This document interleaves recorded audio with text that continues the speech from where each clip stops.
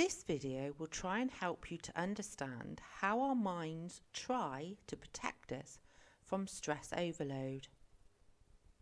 This represents our conscious mind, which is the thinking part of the mind, our intellect. It works very hard to keep you emotionally healthy and sane. It will always look for a way to maintain a balance when dealing with psychological issues. This represents the subconscious mind. It is also our emotional mind, which stores and records everything that you have ever been through in your life, as far back as when you were in the womb. In the subconscious mind is a reservoir which stores all of your negative emotions, including all disappointments, all losses, betrayals, all of your rejections, humiliations and failures. All of your hurts and angers are all held here. This represents your NLA. So the NLA, or normal level of anxiety, holds these individually repressed negative emotions at a manageable level. These represent our negative repressed emotions. But when we start to struggle with our emotions, they start to intensify and grow bigger.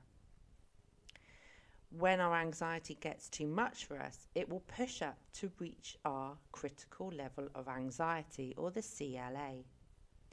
When this reservoir of repressed emotions reaches a level, it will want to explode into our conscious mind. Now remember, the conscious mind wants to keep us sane, so it will do anything to stop that overflow of subconscious negative emotions from happening. So what the brain does is it creates outlets and channels where these negative emotions can flow and be expressed. The aim of the brain is to make sure the subconscious reservoir is no higher than that critical level. These outlets are various symptoms of anxiety disorders such as OCD, depression, panic attacks, phobias, post-traumatic stress disorder, social anxieties, hoarding, insomnia, and so the list goes on. So when we take another look at the emotional cycle from an earlier video, if the negative thoughts and feelings from our life experiences aren't dealt with, then the negative physical symptoms appear. We then develop the avoidance behaviour to try and cope. This aids to intensify the repressed negative emotions, so then creates the outlet of, say, social anxiety. So then the cycle starts again, and you've recreated another life experience by declining invitations to meet friends or going for a meal, which leads to more negative self-talk, which leads to more negative self-feelings. Then the repressed emotions start to build again until they reach that critical level, and so create another outlet.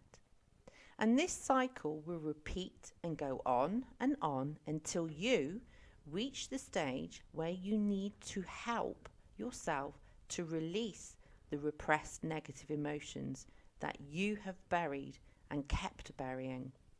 And it can be done. You can be released from the pain you're in to begin to live a life of pleasure.